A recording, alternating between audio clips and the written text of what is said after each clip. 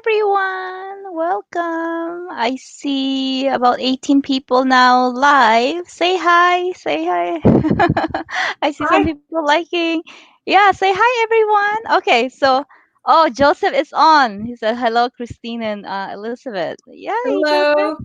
Yeah, so yeah, well, welcome everyone. Thank you for joining. So Elizabeth, why don't I let you introduce yourself? So Elizabeth's my friend on LinkedIn. She's very active. She's so supportive. I love Elizabeth. She's a good friend and supporter to have on LinkedIn. Okay, so if you're nice to her, she will be very nice to you. So why don't you go ahead and introduce yourself, Elizabeth, and what you do and stuff.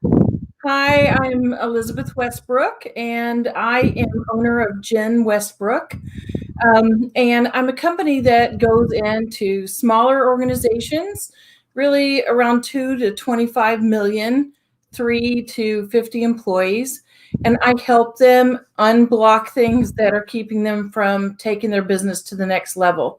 Kind of deal with those invisible things that you don't necessarily know what's going wrong. I'm a person who can bring vision to that. Got it. Cool. Thank you so much for introducing yourself. So we came this of course this live is gonna be around money. So we talk about, about you sharing your life story around money and hopefully other people can relate to that. So why don't you talk to us like how was your upbringing around money and how was your relationship around it? And then like let's just kind of talk about the journey from then to now. And then please feel So free to ask questions, guys. this is funny because you did a post about this recently. I was raised in a middle or upper middle class family. My household was doing pretty well. Both my parents worked, and they had a good amount of money flow coming in. However, my parents were very cheap, So not frugal, cheap. not frugal, but cheap. Okay, I want to hear more. What exactly do you mean by cheap? Like how Yeah, cheap? so I had to laugh when I saw your post because in our house, it was about, so if I asked for like the great stereo system or something, I would get the cheapest plastic thing that was going to break in 15 days. And my parents would buy themselves one too because it was so cheap. Uh-huh. So it wasn't about quality. So I kind of grew up in this environment where, we were always at Kmart shopping instead of at the mall. Although we Mhm. could have afforded the mall, that wasn't allowed in our household. My parents just really, every single penny was, had its purpose. So when I moved out of my household, the first thing I wanted to do was just spend on all the luxury items that I ever wanted. Got it. And you know what it is when you're 18. The credit card companies send you free credit cards.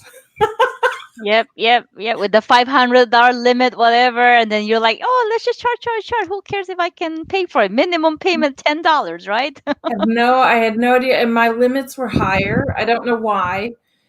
Maybe it was just the year. I shouldn't tell you what year that was, but my Okay. limits were higher. So, for Christmas, I went out and bought my mom like an emerald ring, and I bought my boyfriend a nice watch and stuff that, Hmm. I really thought were just these fabulous presents. And I was just going to really make this impact with the quality gifts and not this cheap stuff.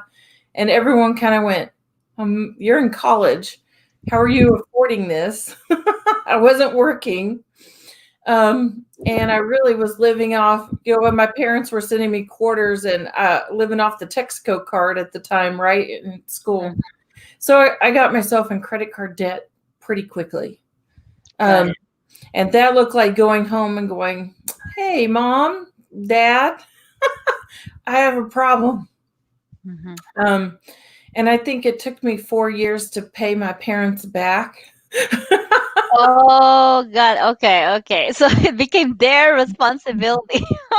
Okay. Yeah.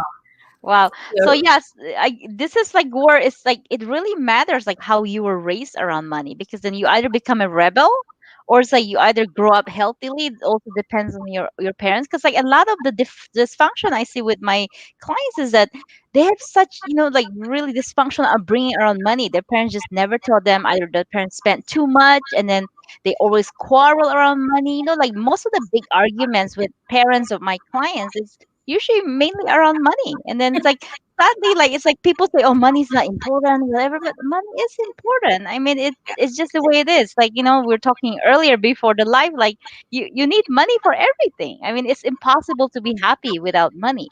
So yeah, so thanks for sharing that. So you rack up some debt, and then so your parents, it took like 4 years to pay off that debt. Like, did they make you do extra like chores to pay for it? Like, No, did I they had to like pay them back punish you? cash. I had to pay them back cash.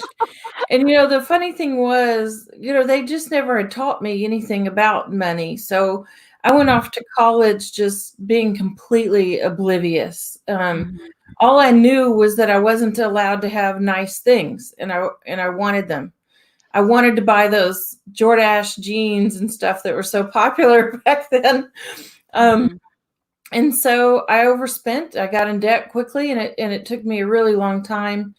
And during that period, there were times where when I got out of college and I started having to pay my own bills on a receptionist salary, right? And I'm Mhm. paying my parents back, and I had a car that started breaking about then. There were times where I was living on noodles and butter, or rice. Wow. Yeah, there were months like that. Um, it it was hard. It's hard starting out on your own, and especially if you've already developed a debt, and that Mhm. these days looks like student debt, right? Yep. Yep. Those Mhm. can go up to 6 digit. So Yeah, okay, Ionis, I hope I pronounce your name correctly, Ionis. So he's asking, Elizabeth, is that the American way to the dream? Of course it's not, but let's say what Elizabeth has to say. yeah. No, it's the way to debt.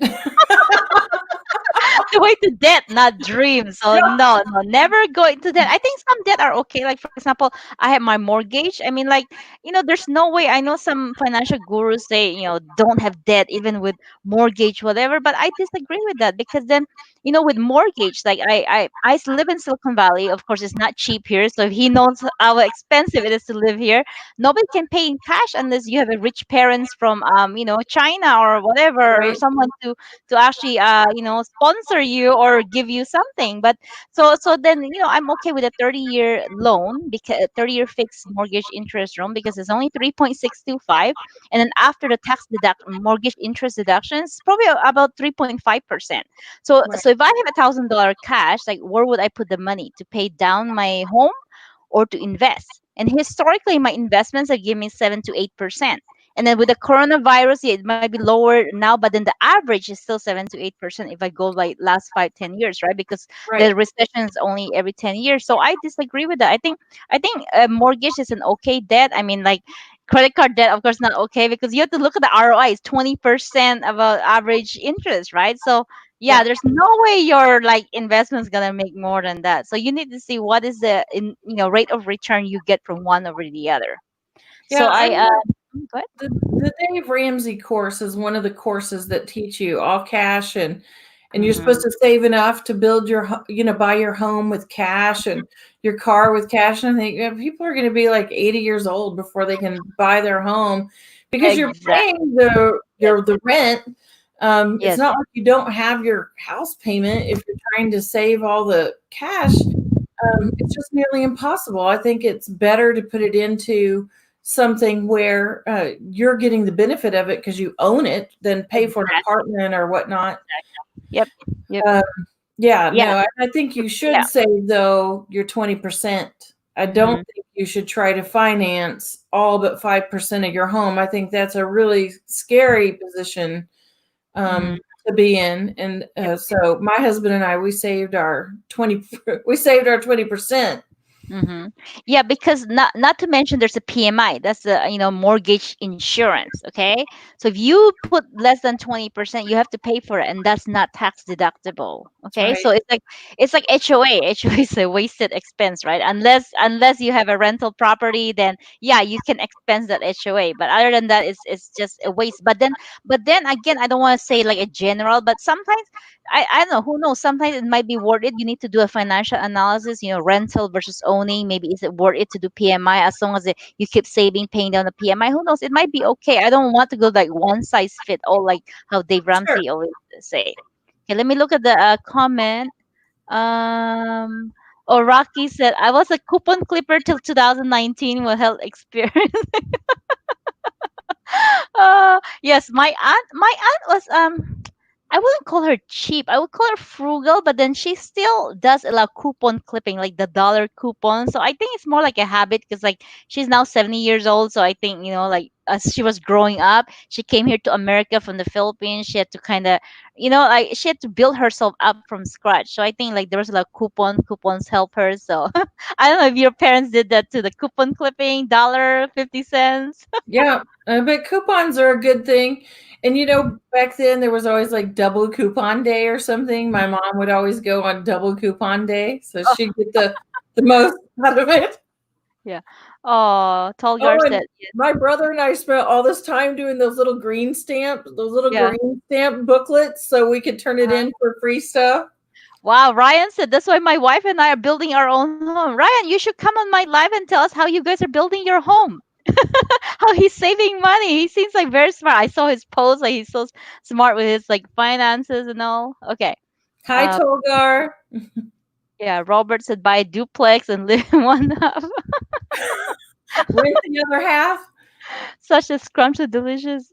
I love Kenneth. Kenneth's always like, "Hello, Kenneth." He always pop up and then on my live. So okay, yeah. So now you said you went to college, and then so when did you start learning to be responsible with your money? What was Oh, like? not There's to no my financial 30s. literacy. Not Okay. till my 30s. And I don't know what that was. I don't know if I expected to get married and like our double income was going to make things easier or something, but that just didn't happen. Mm-hmm. And I got cervical cancer in my late 20s, and I had to deal with some medical bills. And I wasn't really prepared for that, but I didn't want to go into debt again either. I'd already been there, done that, got the t shirt, had enough of it. And so, took a second job to keep myself out of debt and pay for the bills. And I was really proud of myself for doing that. So that was when I was 27. Mm-hmm. And by 28, I was out from underneath that whole thing. Mm-hmm. And that really started my road to responsibility on money. Um, Mm-hmm. After that, I started, investing in the 401k at work. I had never taken advantage of that. Mm-hmm. And there were times, right, where it was a hard, where your car breaks down or something unexpected happened. You have to buy a new piece of furniture or whatever it is when you're young, Mm-hmm. that you kind of get a little setback. But, Mm-hmm. I didn't have to keep working two jobs. I just had to learn how to save. And I realized if I didn't start saving in my 30s, how much more I was going to have to save in my 40s or 50s Yep. to be able to retire. And that Yep. scared me. Yep. So I started putting in whatever my company would match.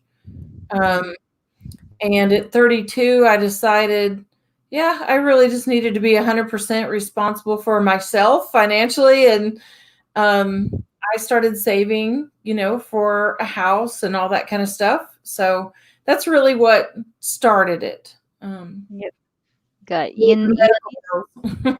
Go ahead. Yeah, Eunice said healthcare is an issue in the US, and yes, it is. Like, unfortunately, we have the most expensive, health insurance. So, me as an entrepreneur, I have to pay my own insurance, and then it's not cheap.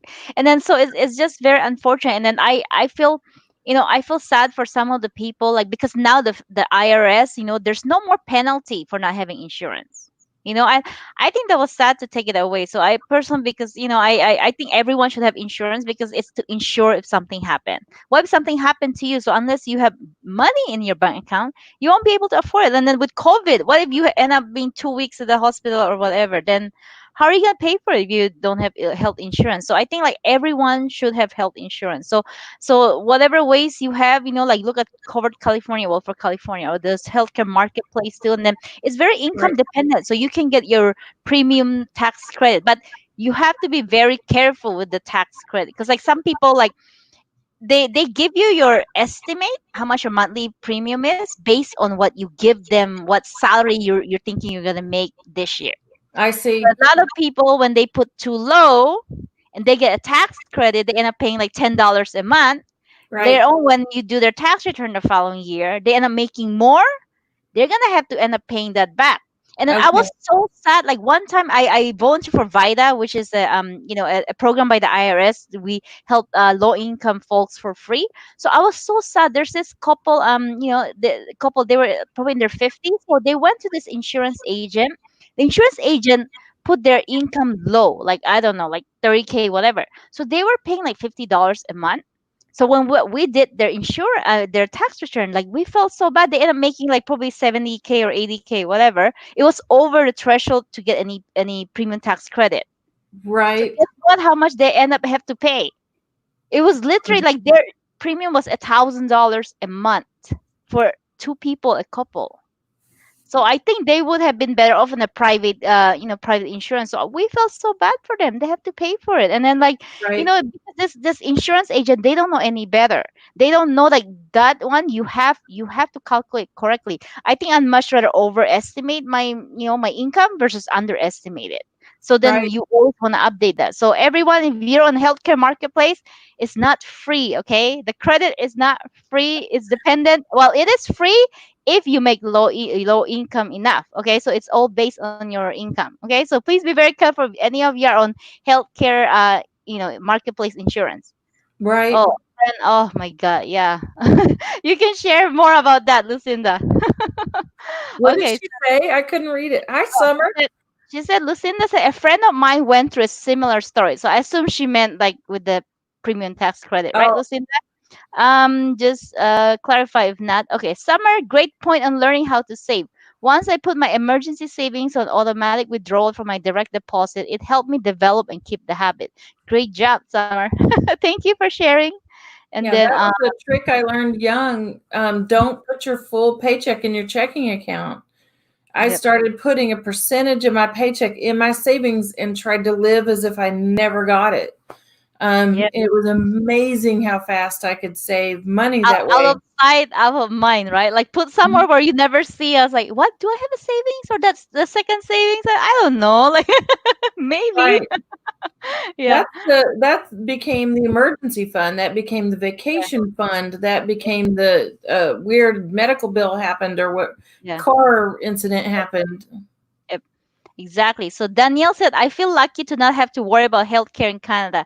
Yep, yep. A lot of people are saying, like even like with the recent events, they say they don't see that much in Canada either. So it seems like, hey, maybe I should just move to Canada, huh? Danielle, do you guys have space for one more person?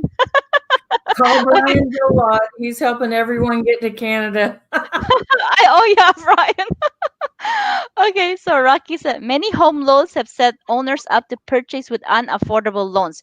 Predatory lending and unpaid loans is what caused the 2008 market problems. Yeah. So Rocky, I think I feel bad. Like like realtors and banks, they don't really care if you can budget for it, if you can afford it. They don't care. Like even their ratio is very high. So actually, I'm very glad two realtors actually reach out to me. One actually will come on my live stream pretty soon.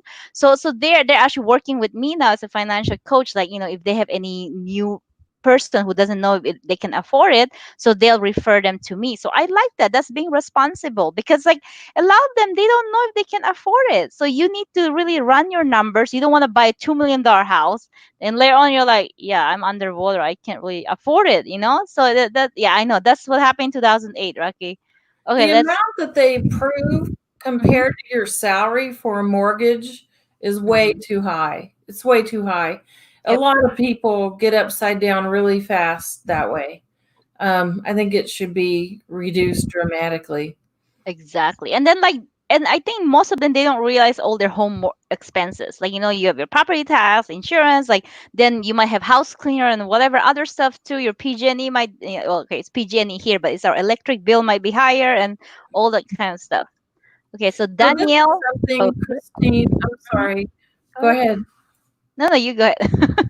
This is something my husband and I have made some very diligent, Mhm, decisions about. We live in an older home. Mhm. It was built in 1980, and we've done well for ourselves. So across the years, we've been in a position to get into a bigger, fancier house. And we've elected not to. We've elected to upgrade our home, add a pool, do the things that we wanted to do here Mhm. so that we don't end up house poor, where our house keeps us poor. I don't know if Yep, that's the yep. right term. Yes, yes. No, you're right. Yeah, you're cash poor but house rich. So unless Okay, when you retire, then you're like, yeah, you're gonna have to end up selling your house if you don't have retirement money, and then where are you gonna live, right? So right. some people think like, okay, they live in Silicon Valley, they dream about, yeah, when I retire, maybe I can sell my home in $2-3 million and move to Texas or whatever, Asia or whatever cheaper place. But the problem with that is that when you live all your life in one place, you're like your friends are here, that's your, and then you're thinking retiring 65, moving to a new place, you have to start all over again unless you have family and friends there. So sometimes for some people it's hard. So I think that might not be realistic unless you actually plan that out, maybe last 3-4 years, live there and then see how you feel, right? So then, Mhm. and then instead of selling your house right away, then you might not be happy because it's very important you're happy when you retire. Yeah, okay. Exactly. Yep. Okay, so Danielle, my boyfriend had a motorcycle accident in North Carolina and was airlifted to Knoxville. It was $100,000 bill. Luckily, he bought travel insurance and covered 100% of it. Wow. Thanks for sharing Whoa. that. I mean, yeah, that's good. Actually, I had a digital nomad as my guest the other day. He was saying that, yeah, as a digital nomad, they had to buy travel insurance. It's very important. So if you guys are thinking of becoming a digital nomad, watch that live stream. It was, I think, a couple of days ago on Monday. That it was with Paul. So if you can't find it, just message me if you want to watch that. Okay. Great idea to put in whatever your company matches, then start saving tax free. Yep, yep. I mean, you want to put whatever the company matches, but I think a lot of my clients, what they struggle with is that some people just want to want to put only what the company matches. But the thing is that, like, then I have to educate them, what is the benefit if you max out, that's for your future fund. So it's not just about getting the free money. So Yeah, so yeah, you have to see, like, of course you have to see your budget. Like, I mean, does it fit your budget? Can you max out? If you're negative cash flow, you can't afford it, then at least at the minimum do your company matching. Because if you're not, you're really wasting free money right there. Right? right. Because like it's literally free money. Might as well just take advantage of it. When to be clear, that's what I started doing when I was 32. So that's not what I'm doing at my age now. Hmm. In my 40s, I started putting in 100% of what the maximum allowable, Hmm. because we made too much money to do some of the oh, what are those things called? Rod IRA, the Roth. IRA. Yeah, Yeah, yeah, yep, yep. we Hmm. we'd gone beyond the level where that was allowed, and so 401k was really one of our primary vehicles Hmm. for retirement savings. So I started putting in 100% to that as soon as I could. But you just, like you said, you have to know what your budget is, and you have to get there. Um, Exactly. but when I lost my job, I ended up losing a job I'd had for 15 years because our company was bought, and I was unemployed for I guess 9 months or so. And so, I had that as a fallback. I'd saved enough cash Mhm. that we were able to get through. But I always knew I had that retirement back there if I really, really got very desperate. And that was a very good feeling. So I think there are a lot of reasons to save as much as you can in your retirement. I would not have wanted to take it out. The penalties are way too high. Mhm. Okay, so Eunice have a question. Elizabeth, did you meet or use a financial advisor at your early 30s, or was it a change of heart around saving or budgeting out of experience? I ended up getting married when I was 37. And I'd say when my husband and I hit around 40, we decided we needed to be 100% adults. And we went to a financial advisor.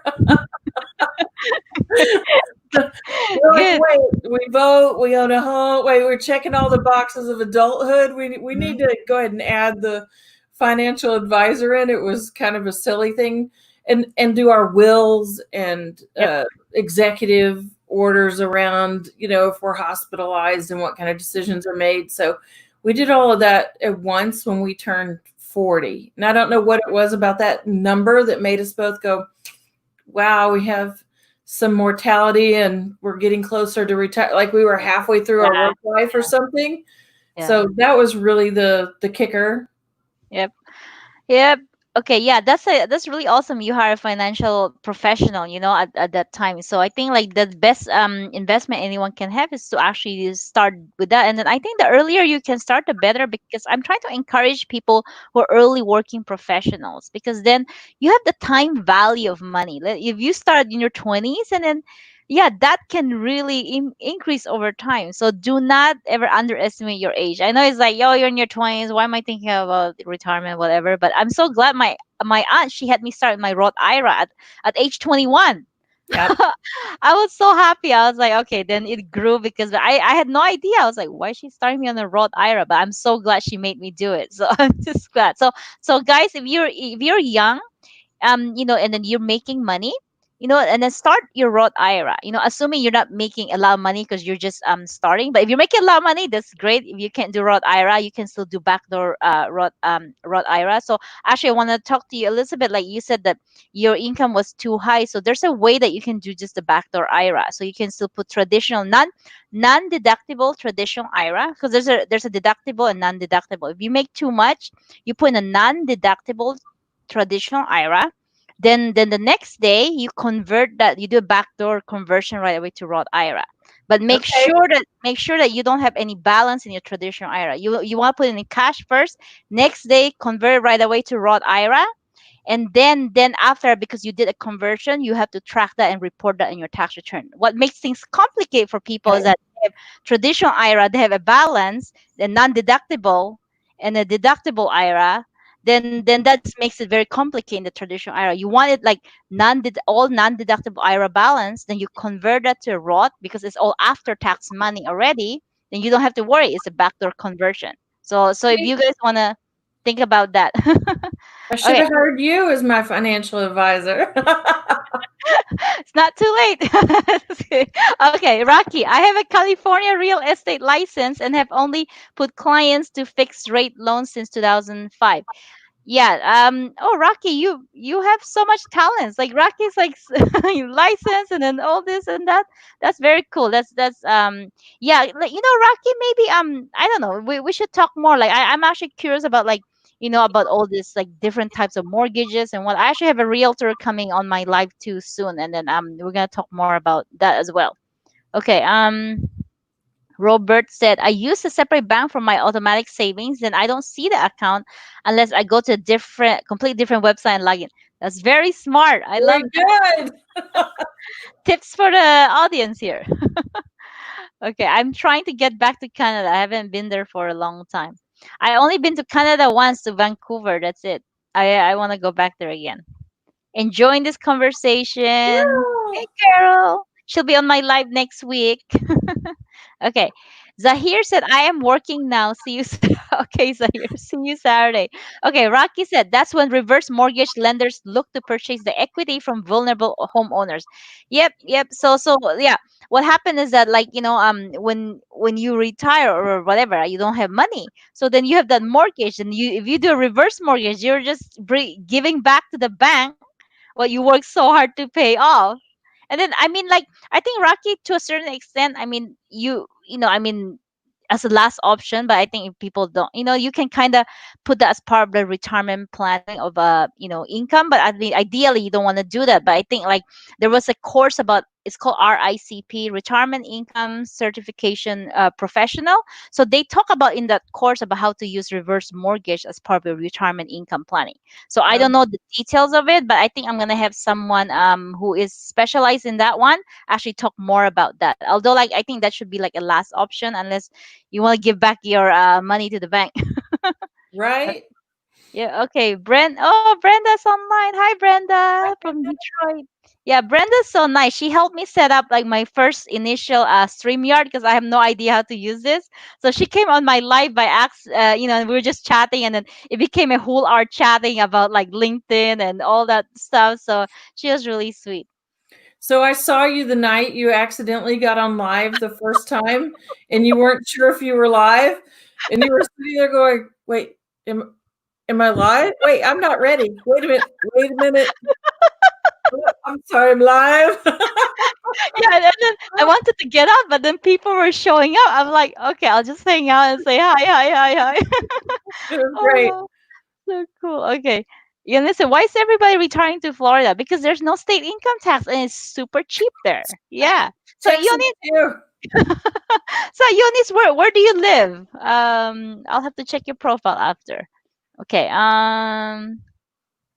That's why all the Cash businesses out. are coming to Texas because there's no state income tax. Exactly. Texas, Florida, no state I should income have on tax. my hat and my boots.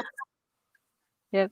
Pat said, I have my legal dogs, wills, power of attorney, etc. So I have an estate planning attorney come on my live. I don't know. I think that's in a few weeks. So we'll talk more about that because there's never enough education, I think, about estate planning. So, I think people think like that's just for the rich, but then so he was explaining to me that's not just for the rich. So we'll go into all the details about that in a few weeks. We Okay. all want to retire. We all need to plan.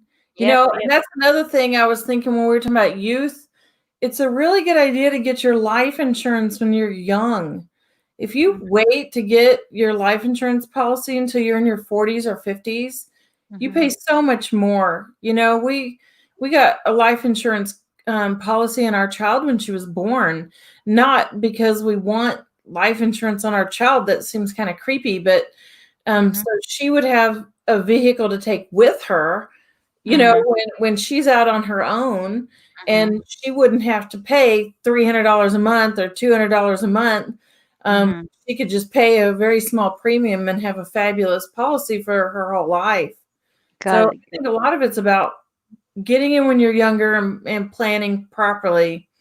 Got it. Got it. Did you get a whole life cash value insurance or a term life insurance? We got her whole life.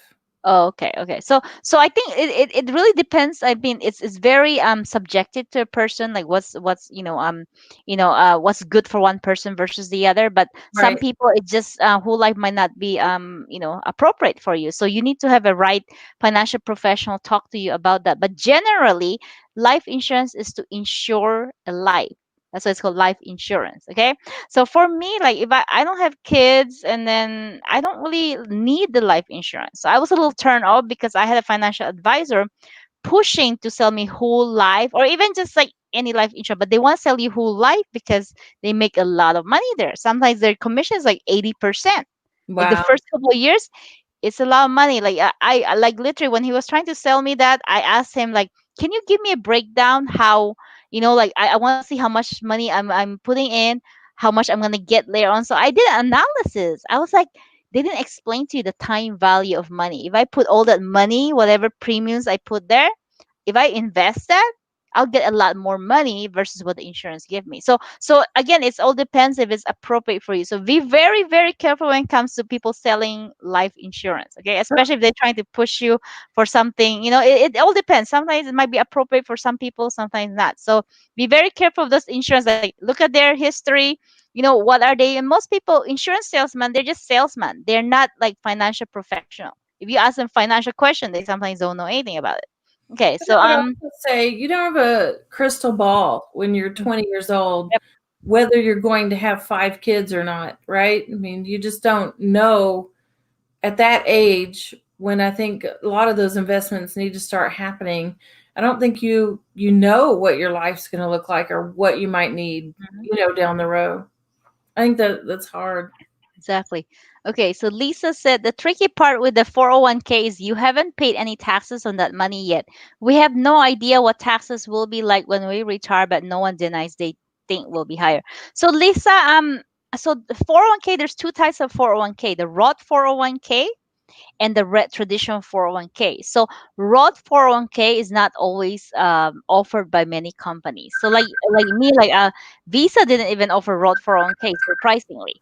But if you have Roth 401k, you can put in the Roth 401k. It's gonna be Roth is after tax, for traditional is before tax. But if you don't have that, and I was telling Elizabeth, then you can do the traditional non-deductible IRA.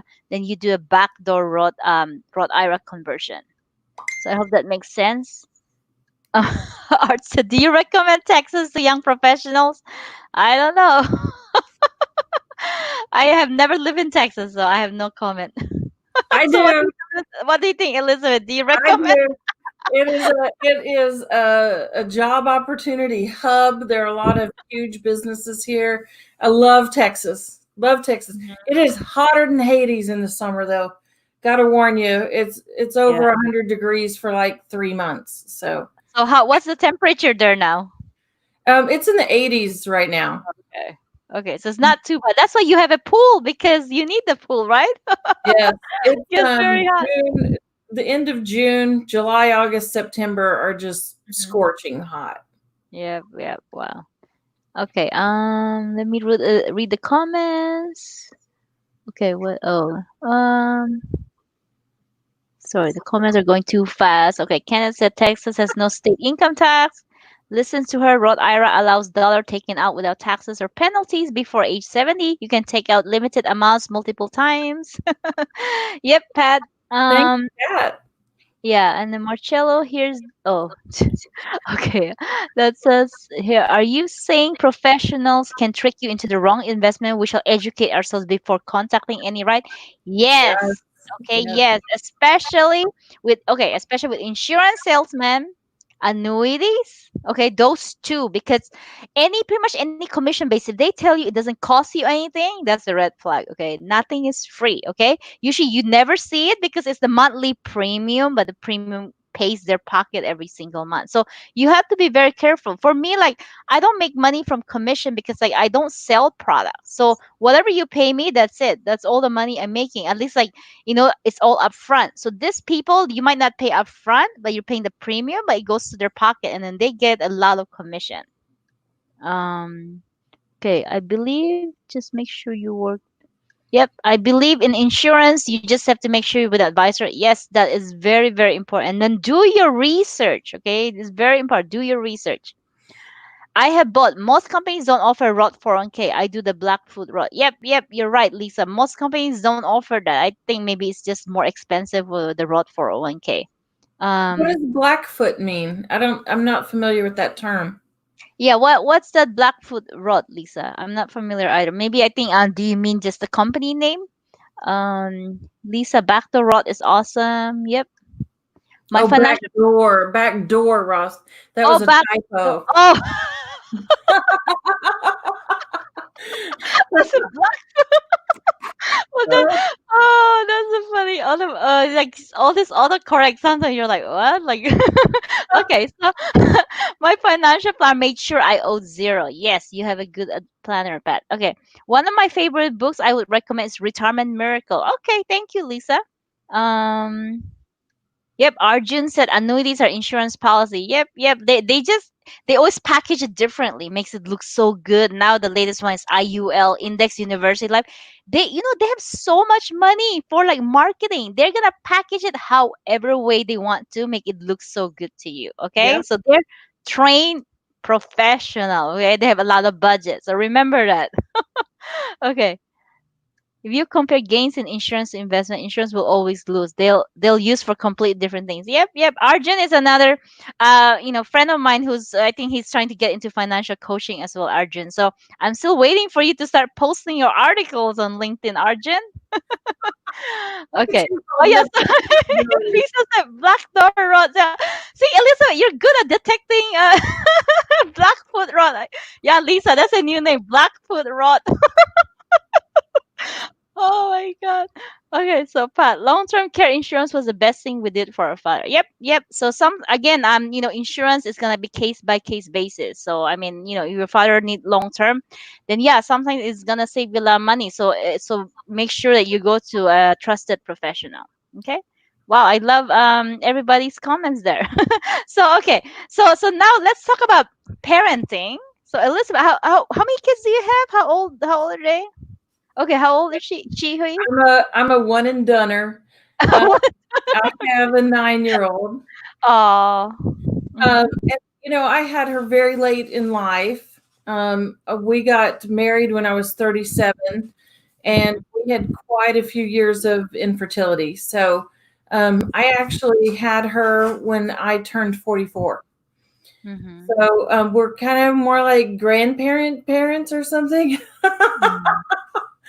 um, but because of, like I said, I ate noodles and butter for months in my life. I really struggled. I had to go sell my leather coat at the pawn shop to put gas in my car. When I was younger, it was pretty terrible. So I never really wanted our daughter to go through that. So we have really started her very young, with accountability on, like we gave her an allowance, but and this is against some thinking, so I don't want to start a debate, but this was just our personal choice for ourselves. We gave her an allowance, but we held her accountable to perform certain tasks Oh, to earn it. okay. So if she doesn't perform the household tasks that are required and those grow across time Mhm. as her allowance grows, right, then she doesn't get paid. So she Mhm. has like a little checklist and she has to go check mark, did I do X, Y, Z, P, D, and Q? And if so, then she gets her allowance for the week. And if she doesn't get it all done, she doesn't get paid as much. And if she doesn't get half of it done, then she doesn't get paid any.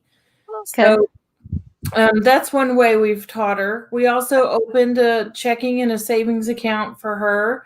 Mhm. And we're teaching her Venmo and Zelle and Apple Pay and all that stuff as we go along. Um, we've encouraged her recently. She's wanted to buy things, and we could buy them for her, but we don't think that's a good education. So we've had her earn them. We've had her take jobs. We've had her earn money from other people. And she has to go out and she has to buy, like she wanted a bike, go buy her own bicycle. Mhm. And I tell you what the funny thing was, because it took her quite a while to earn enough money for her bicycle. Mhm. But when it was over, I don't. She wanted something else, and she came to us and she said, "I want this other thing." I think it was a hoverboard.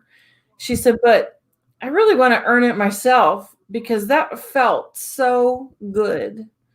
She loved going up to that cashier and pulling her money out of her own pocket that she earned, and that bike was hers. It didn't come from her mom and dad. And I think that was just a wonderful life lesson, for her.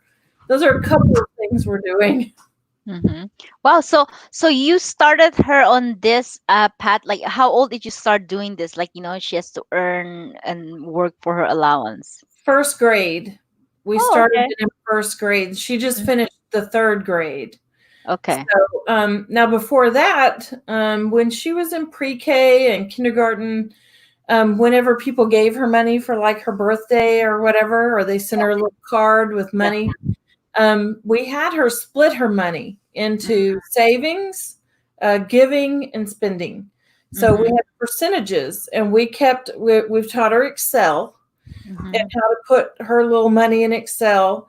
She got Mhm. this much, and how it extrapolates out different percentages, like 10% for giving and 20% for savings, and the rest is for spending. Mhm. But we've tried to teach her from very early on, even her allowance, she has to allocate to the three different buckets, Mhm. so that she can do all the things that she wants to do, including helping others.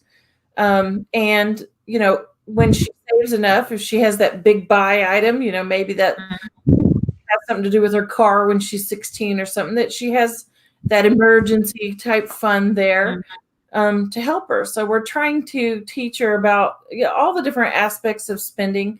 And we talked to her about credit cards. We talked to her about, Oh, okay, well, the credit card bill came in, it's higher than we expected it to be. We have to pay it off, which yeah. means because we pay it off in full every month. If Yeah. that means this next month we're going without XYZ, because we spent too much this last month. So she's learning about consequences.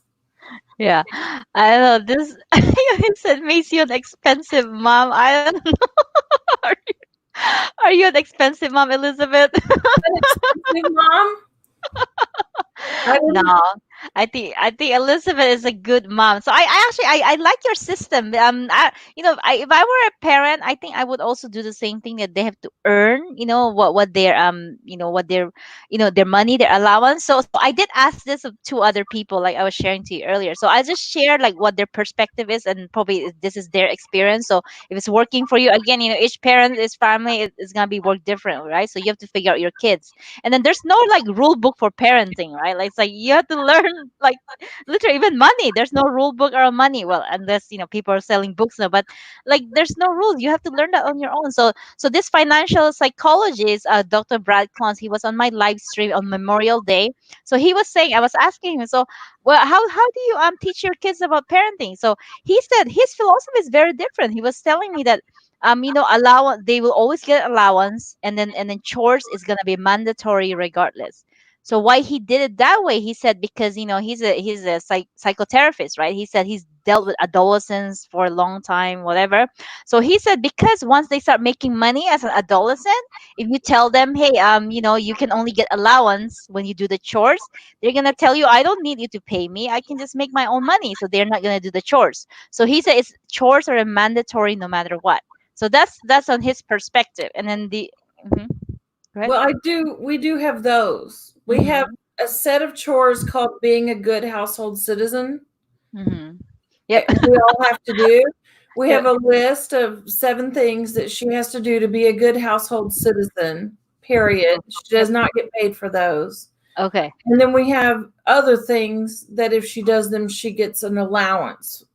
Oh, So, cool. but there is still, make your bed, help with the laundry, unload the dishwasher. There's still putting your dishes up, being a good household citizen, Oh, so picking those up are the all. toys.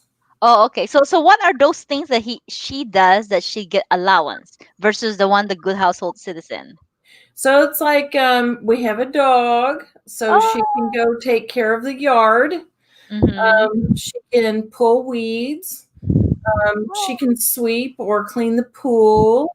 Oh. Like the pool sweeping. Okay. We don't let her put chemicals in, but we'll let her sweep up.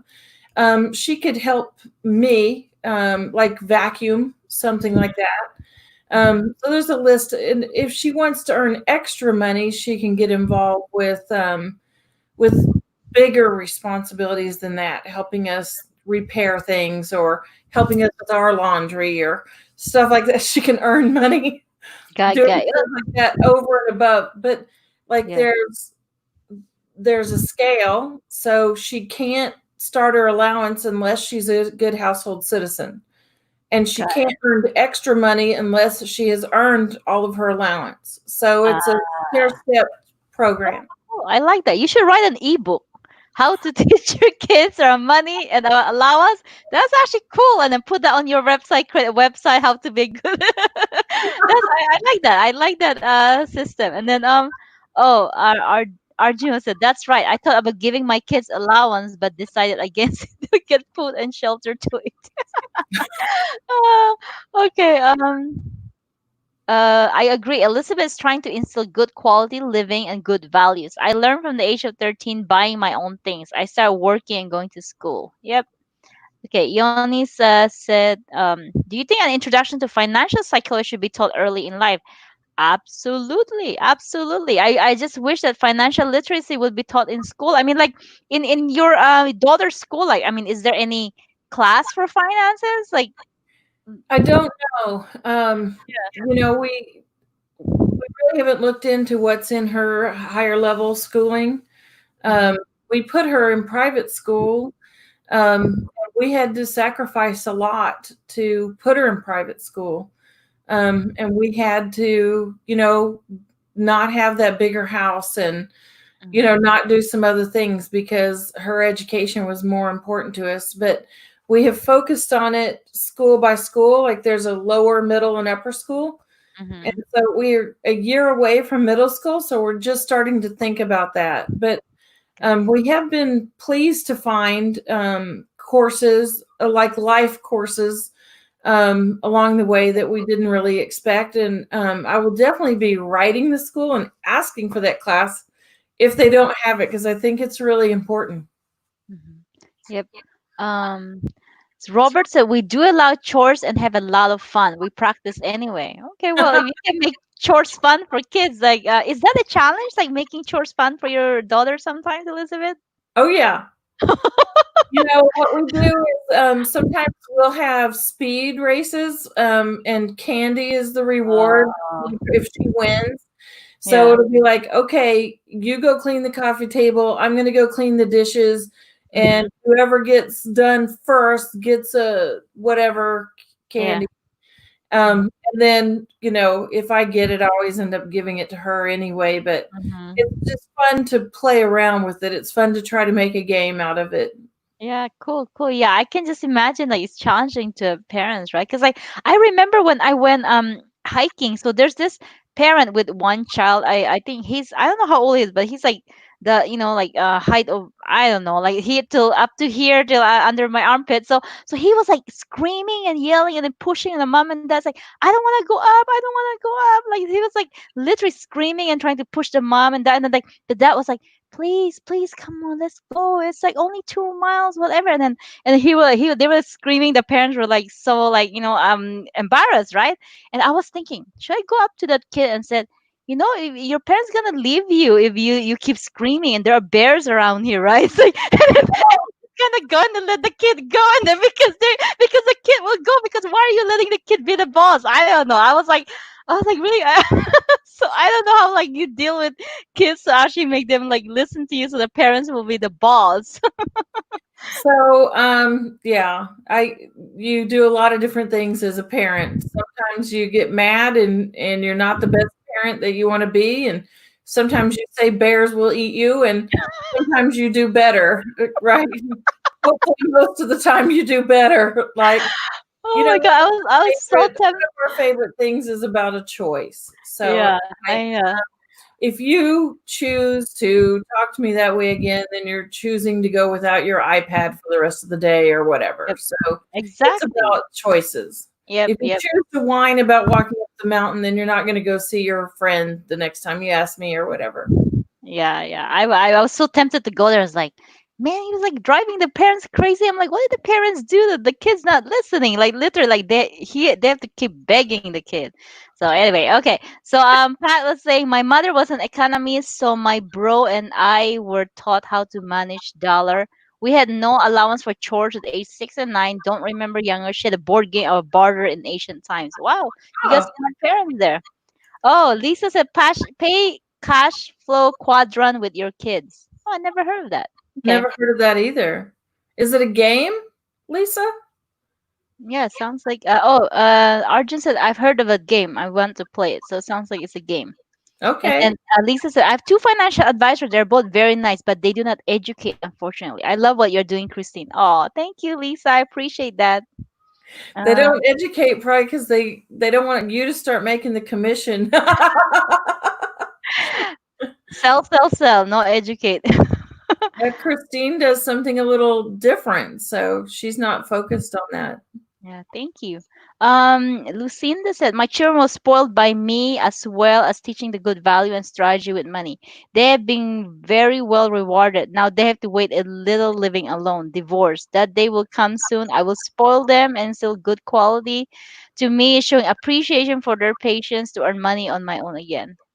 Financial literacy is taught in our Singapore schools. Wow, starting from primary school to elementary. Wow, that's awesome. I love that. I think Singapore's beautiful. Like, have you seen the movie Crazy Rich Asians? Yes. Yes, I it makes me want to go. I was like, we watched that, like 4 times at the movie theater.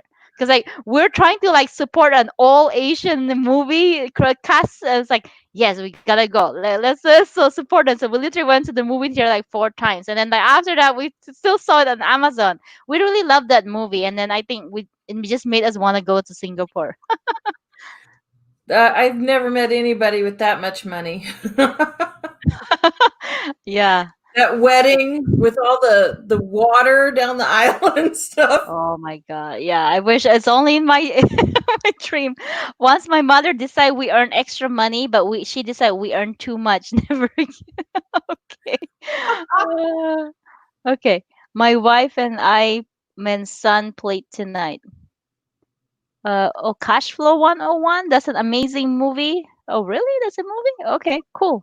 All right. So yeah, thank you so much, guys. Like for all your questions and stuff like that. So do you? Oh yeah, I think before we go, we have to talk about this. So what's the point of being on LinkedIn? Because you are very active on LinkedIn. You're very supportive. I love how active you are. So tell people like what are the benefits of being on LinkedIn? Like what are the benefits you have received? And when did you start? Like I'm not sure. Like tell us more about your journey with LinkedIn.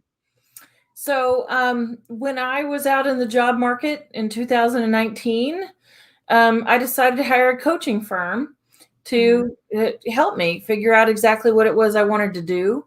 And there were a hundred and some odd people in that coaching program at the same time I was. And we Mm-hmm. were all talking on a Slack channel. And I was like, I want to keep up with you guys when my 90 days is up or whatever. So why don't we all meet on LinkedIn? Because this was kind of a business thing, a career thing. And so I started chatting with them on LinkedIn so I wouldn't lose touch with them. And while I'm there, I'm going, what happened to LinkedIn? This place is hopping. Mm-hmm. There was so much good going on. There was so much free education and people just pouring all this good knowledge out on everybody else for free, not asking for, Mm-hmm. here's your 8-step program to branding your company and, whatever it was. And I thought, this is just amazing. So for a couple of months, I just absorbed and absorbed. And then I felt guilty. I felt like I'm just being a taker. I can't just take all this in and not do anything back. And Mm-hmm. so I decided to start posting so that I could put something back out into a community that really gave in so much to me. And Mm-hmm. so that was how I got on LinkedIn. And the reason I've Well, stayed, when was that? that was September, well, really October last year. Last year? Oh, wow. So I don't, because I also became active September. So it seems like a couple of people that I know became active around that time too. Because the one that started a year before, they have like easily got six figures followers. Like, I think that like that was the time of Shay, Corey, of some other people. Because like and Lorena, they were telling me that it was very easy to grow if you actually start the year before when they just launched video. So I think Right. that's cool. Like it's like we're like the I don't know second gen, third gen crowd or something. Yeah, Mhm. okay, cool. So okay, so you start posting a lot in October, September timeframe. And I've stayed because I met such great people. Like it's like a family in a way. Everyone is just awesome. Everyone helps each other. It's a community. It's not like Facebook where everyone's like hashing out their political, stuff every night. It's like, hey, let's help each other in business. Let's help each other. Let's Yep. introduce each other. Let's get to know each other. Let's see how we can support each other. Oh, you do this, I do this. Let's see if we can trade ideas and information. Let's have mastermind, group think tank and get together. Let's have accountability partners. It's all positive. Everything about that platform has been extremely positive. So I love it because it's a happy place and it's got nice people supporting each other all the time. So I'm very addicted to LinkedIn. So when you network, like do you typically like send messages to people who always comment? Like what is your strategy usually? Like do you comment to a lot of people on your news feed? Like how do you go about like your daily tasks around LinkedIn? Yeah, I comment a lot. I comment probably as much on others as people comment on mine, although different times a day, right? And I meet people through the comments. That's how you develop the relationships. You kind of start noticing each other a lot. You start following each other's stuff a lot, and then it starts showing up in your feed because you're giving someone a lot of attention or whatever. And it's like, yeah, we need to talk. And that's a direct message and a phone call and is usually a Zoom. So Mhm. I've been Zooming on here since December, before Zoom was overwhelmed. Yeah, and hackers coming like randomly on Zoom. Mhm. Yeah. And it's So just amazing. I've met such great people, and what inevitably happens after really a very brief period of time of starting to meet people is you go, "Ooh, you're talking about this? I know exactly the person who does that," or, "Oh, wait, I know who to bring into this conversation to take us there." Or, it's really a way to network with people that you would never, ever, ever run into in life. yep, Um, it's just phenomenal. yep. I love it. So do you also find clients for your business as well on LinkedIn, or like more for like personal purposes that you're on LinkedIn? I didn't start on here for my business, but yes, that just happens organically. Yep. I don't push a product. I don't, Mhm. post every day about my business or those types of things. But what happens is I develop those relationships on the side, and then people go, "Wait a minute, this is exactly what Elizabeth told me she does, and I Mhm. know who should give her a call." Or we start talking about their business and my business, and we're having a normal conversation. They say something, and I go, "What if you tried this? What if you tried this? Have you done that?" And they go, "How much you going to charge me because I need to hire you?" So, and that's just a natural thing for me to want to help people. But when they realize how I can help them, that's a lot of times turns into real business. Got it. So do you get on a lot of Zoom calls with people? Because like for me, like I find like I don't have a lot of time lately. I mean, I do want to, and then I'm like, yeah. That's why I do a lot of. I spend a lot of time on my DM because I try to always be up to date. So at least I'm responsive there. Like all my comments are me responding. All my DMs is me responding. But I don't know if I have time to do the Zoom call. Do you get like how many do you do per week on that one? Do you do one a day Zoom calls with No, random people? Uh-huh. no, I used to do a lot more, but right now it's one or two a week. I just really can't manage more than that. Yep, Uh, yep, and I used to chat for like an hour because I would just love talking to people. And now it's like 30 minutes. Wait, it's been 30 minutes. We gotta go. Sorry, I love you. But and it's been fun meeting, but we're gonna have to have another call later to continue it because you just get too busy. yep, And if you want exactly. to have those conversations because you want to build real authentic relationships that matter, Mm-hmm. but there's a point of reasonability to how Mm-hmm. long you can spend on them too. Yep. And then Robert's funny. I've been telling my wife that the very thing about LinkedIn, trying to get her onto social media. And then, yeah, I love LinkedIn too. I think one of the reasons like we're talking about before our call is live is I love LinkedIn because like there's not a lot of talks about political stuff here. So and then not like on other platform, and I like that. And I like to keep it more business and professional. Not that I don't care about the recent events. I mean, we do post about that, but I mean, I don't want it flooding my news feed all over with that. And I like that. It's like you said, it's a happy place. Most of the time, people are nice here. I mean, there are some drama here and there, but most of the time, people are pretty nice. Okay. But I would say Yes. to your wife that women help women a lot here. And you Mhm. don't find that as much in other areas of life. Women seem to compete with each other a lot and how they dress or, a lot of other things. But on LinkedIn, it's almost like more of a level playing field and everyone tries to help each other's business. So it's just Mhm. a much more comrade environment. Like where it's just more uplifting. So I think women find it a safe haven, except for the creepers that send you the stupid direct message. You can easily spam them now. So the yeah, spam folder, bye, one way trip. Yeah. Okay.